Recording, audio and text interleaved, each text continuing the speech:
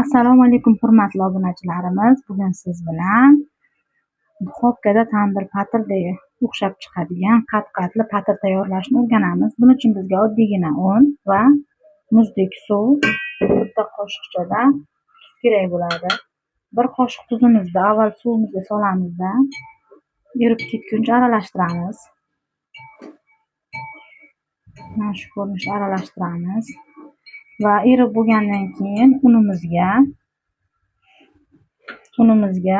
suvimizni solib qattiq xamir qorib olamiz.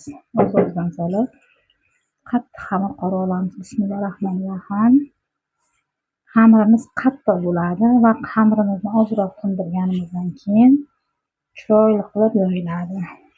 Mana shu ko'rinishda xamir taqlab olamiz. Mana obunachilarimiz, xamirimiz tayyor bo'ldi. Buni yarim soatga dam olish uchun paketga solib maraburga olib qo'yamiz. Mana obunachilarimiz, xamirimiz damini oldi. Endi mana shu ko'rinishda kattagina qilib buqlovimiz yordamida yoyib olamiz. Mana obunachilarimiz, xamirimizni katta qilib yoyib oldik. Endi bunga qiladigan ishimiz, qo'y yog'ini eritib olganman. Mana qo'y yog'ini eritganman. Ichida jazlarini ham tashlab yubormasdan uni ham oldim. Xamirimizga bir xil qilib surtib olamiz. Jazlari bilan birgalikda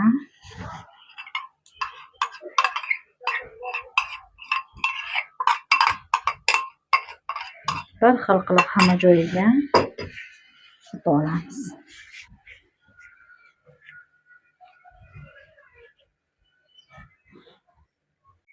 Mana obunachilarimiz, endi mana shu ko'rinishda xamirimizni urib olamiz jazlar bilan birgalikda.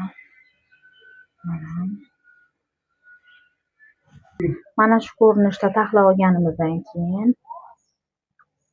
mana bunday qilib xamirlarimizni bir tekisda urab zolacha hosil qilamiz.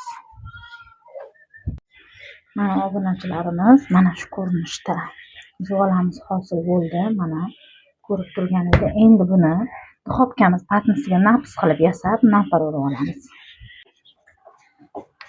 Mana obunachilarimiz, duxovkamiz listiga mana shu ko'rinishda yasab olamiz. Obunachilarimiz yasab oldik. Menda nampar yo'qligi uchun vilkadan foydalandim. Mana shu ko'rinishda hamma joyiga vilka urib olamiz. Mana hamma joyiga mana shu holatga keldi. Endi bitta dona tuxumni choqib patirimiz yuziga surib olamiz.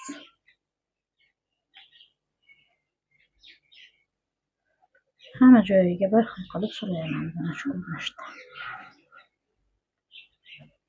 Obunachilarimiz yuziga surib oldik. Endi buni 250 gradusli duxovkamizda chiroyli bo'lib qizarguncha pishirib olamiz.